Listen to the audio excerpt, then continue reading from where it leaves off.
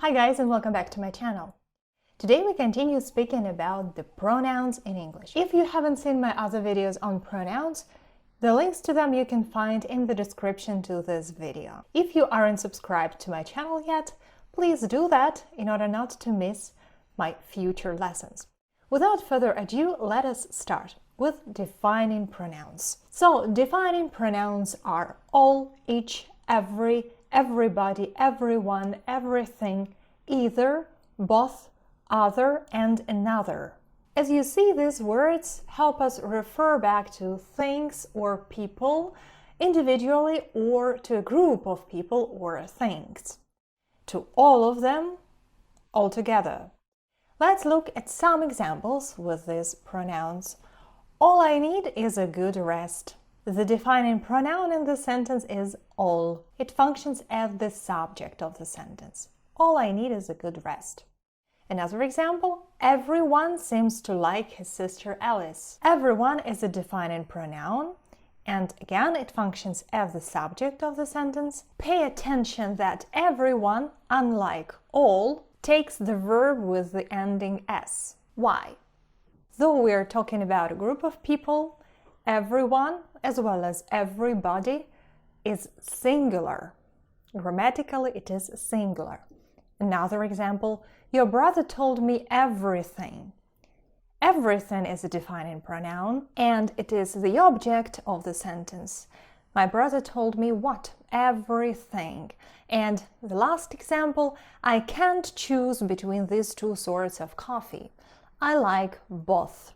The defining pronoun both is used to refer back to two things. So in order to use both, you need to have two options, to objects or to people to which it will refer. Now let's look at each of these defining pronouns in detail, and we'll start with the word all. All is a generalizing pronoun. We use it to speak about a group of people or things as a whole.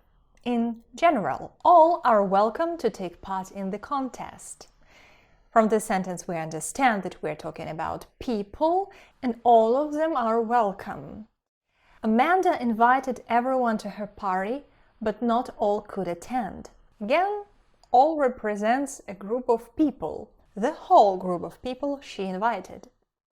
After all was said and done, they turned his proposal down. Here, all obviously refers back not to people, but to some things or actions.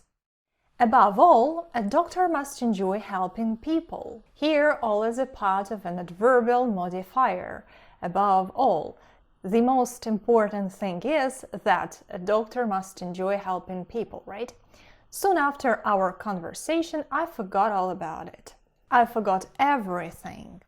And after listening to the old man, you won't believe that all could happen to one person. Look at these sentences attentively.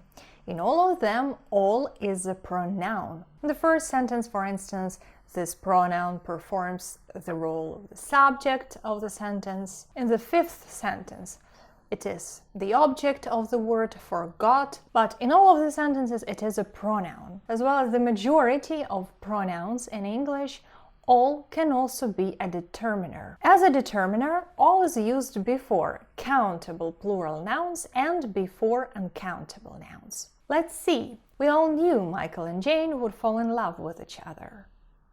My little sister ate all the cookies in the jar. The shop sells all kinds of fruit and vegetables. Please make sure to thoroughly check all the documents before submitting them.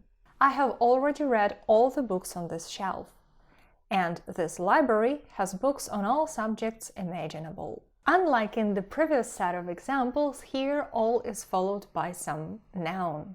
And this is why we say that it is a determiner. It determines of what kind this noun that we're talking about is. Another defining pronoun is both. Both is used to point out to two people or things that were mentioned before. The most important thing here is that there are always two of these things or people. Not three, not one, but two. They have two kids, and both of them go to our music school.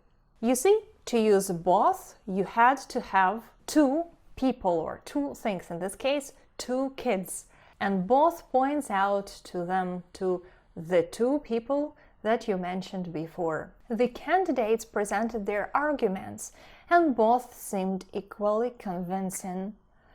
Both here points out to arguments. We don't have any nouns here mentioned before the word both appears in the sentence, but judging by both itself, we understand that there were two of them, and both seemed equally convincing. Jane always listens to what her father and her older brother say. So she asked for opinions from both before making a decision. Here we did mention the nouns the word both refers to: her father and her older brother. And the last example, the company offers different tours suitable for both beginners and experts. Here the pronoun both precedes the noun it points out to. These nouns are beginners and experts, right? Just as all, both can be used as a determiner. When can that happen? When it is used before a noun. Let's look at these examples. There are stairs at both ends of the corridor. What ends? Both ends. Remember to lock both doors when I leave, she told to her kids. Both men the officer talked to seemed to be unaware of what had happened that night. We both know that honesty is the foundation of any strong relationship. If you look at the last sentence, a question might arise. Should we say we both or both of us? Both options are correct. Let's discuss the difference between both and both of. Both, and both of are used before noun phrases. So you can say both their kids play the piano, and you can also say both of their kids play the piano. These sentences are equal. Both his suitcases were lost, or both of his suitcases were lost. The same. These two sentences express the same idea. When both is used with a personal pronoun like us, them, you, there is a slight difference. Both of you and you both are both correct, but you both is more emphatic. For instance, these two sentences, are they both coming with us and are both of them coming with us, are almost the same. Yeah, they express the same idea. But the first one, are they both coming with us, is a little bit more emphatic. Here we emphasize that both he and she, both of them, these two people, not one of them, are coming with us. Another example, we both know it very well. You can also say both of us know it very well. We both sounds more confident, more emphatic. We both know it, right?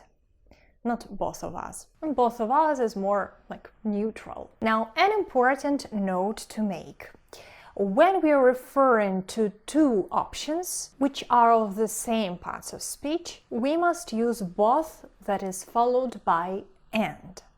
Thus we have both and. For instance, we don't say both of Alice and George like to play tennis. We should say both Alice and George like to play tennis. When both and are used together, they make up a conjunction. So both and is a conjunction. It is not a pronoun. Let's see how it is used. They decided to visit both Paris and Rome during their European vacation. Michael's girlfriend is both intelligent and good-looking. This new smartphone is both sleek in design and powerful in performance. We all need to both save money and invest wisely for our future. Penguins are both excellent swimmers and good at walking on land. He is known for both writing captivating novels and directing short movies. Please pay attention that the components that follow the words both and are grammatically equal. For example, in the first sentence we say both Paris and Rome. We have a proper noun after both and we have a proper noun after and. Paris and Rome are grammatically equal. Now, in the second sentence, both intelligent and good-looking. Intelligent and good-looking are both adjectives. Again, these two components are grammatically equal. Let's look at some more complicated structures. For instance, in the fourth sentence, we use verbs. Both save money and invest wisely for our future. The second component is longer, but grammatically they are equal. After both, and, we have a verb. A verb which is in its turn followed by some other words. In the first case, by an object, save money, and in the second case, by adverbial modifiers. This doesn't matter. What matters is that we have two verbs that stand right after our both and. In the last sentence, for example, he is known for both writing captivating novels and directing short movies. We have two gerunds. He is known for what? For writing captivating novels and directing short films. These two structures are absolutely equal grammatically. Yeah? We have the same components here. Now let's get back to our defining pronouns. And the next thing that we are going to discuss is a little grouping of pronouns: everybody, everyone, and everything. I want to talk about them together because they are very similar in their functions. Everybody and everyone refer to all the members of the group of people that was mentioned before. Everything naturally refers to things, animals, or abstract notions. Let's see. Everyone is excited about the upcoming vacation. Everything went according to plan.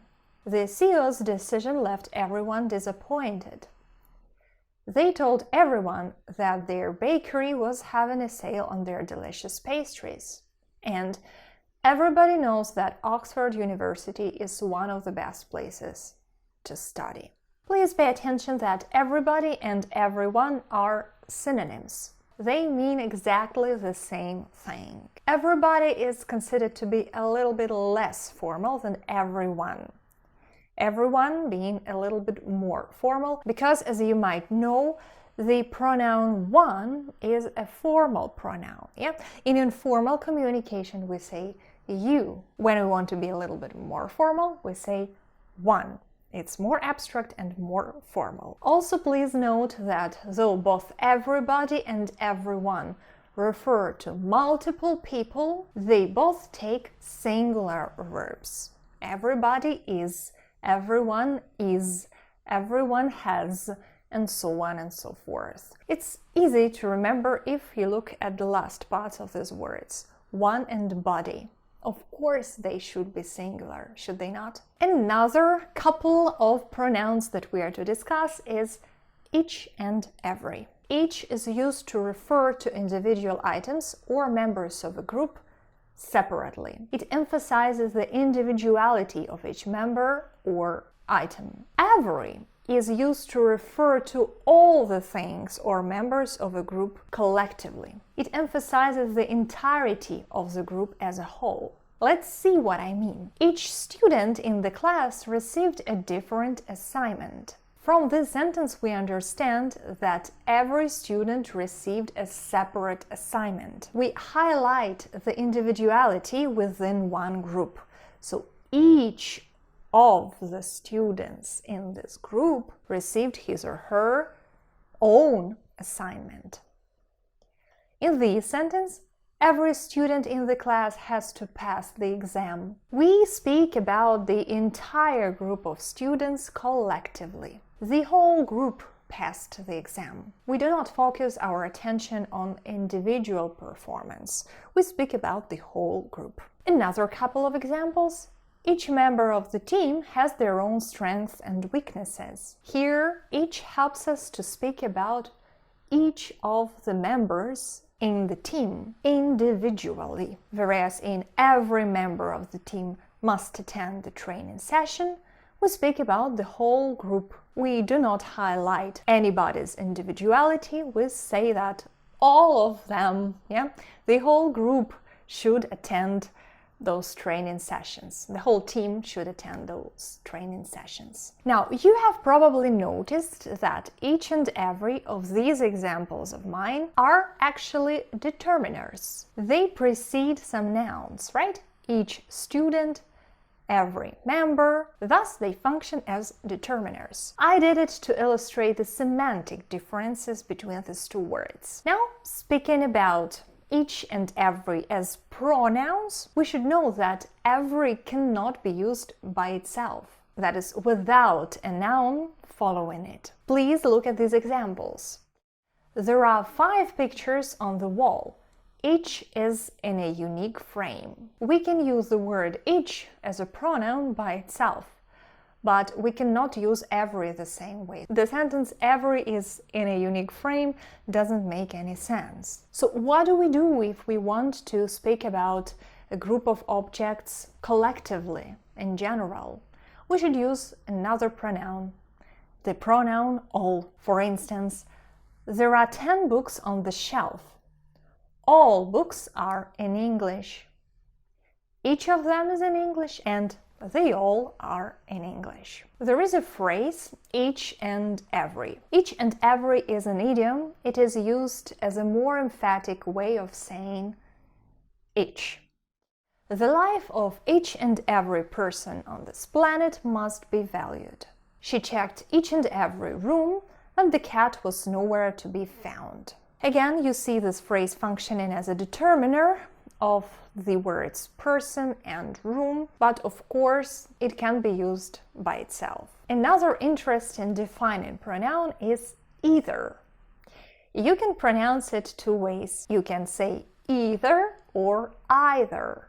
Choose any you like, but do stick to one option. Either use either or either. Either or either has 2 meanings. It means each of the 2 or one or the other. Let me illustrate that with examples. There are 2 pens on my desk. You can take either. They both write smoothly. What does the word either mean here? It means that you can take one or the other, this or that. It doesn't matter. Which theater do you prefer to go to? The movie is playing in either. Here, either means in each of the 2 theaters that we have.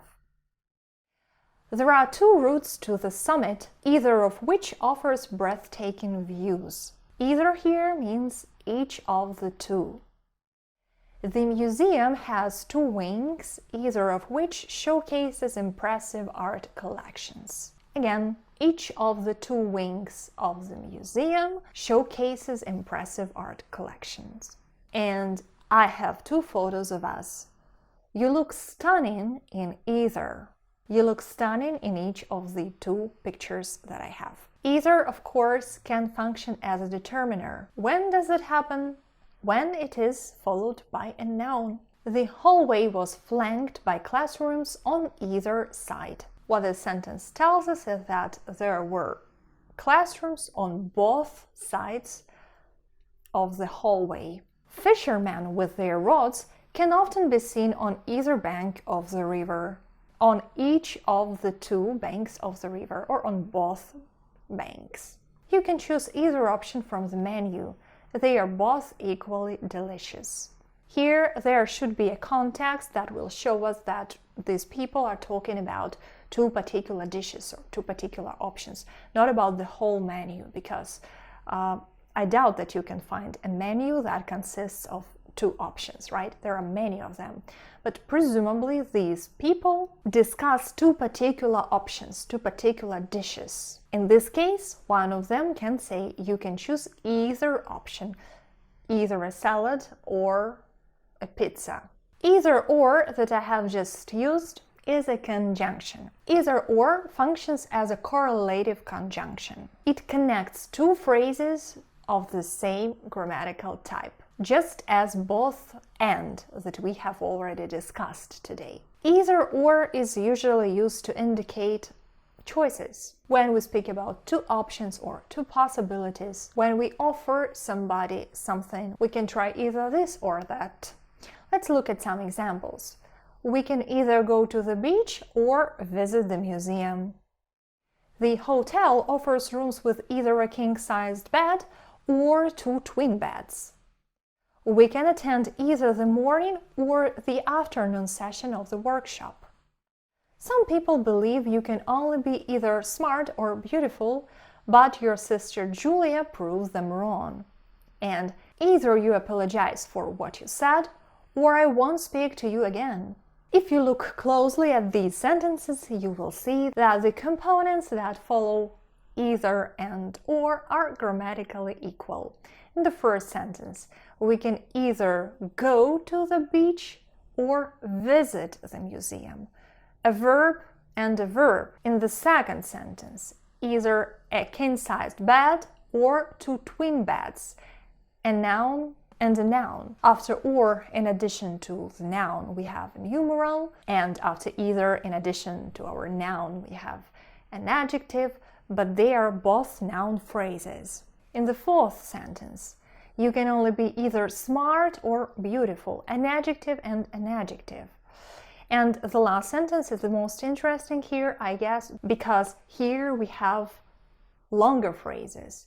Either you apologize for what you said, this is a whole clause, or I won't speak to you again. But again, they are grammatically equal. You apologize for what you said. Subject, predicate, object. I won't speak to you again. Again, subject, predicate, object. Another defining pronoun is other. Those of you who have been following me for a while know that I have already recorded a video about other. I spoke there about other, another, the other.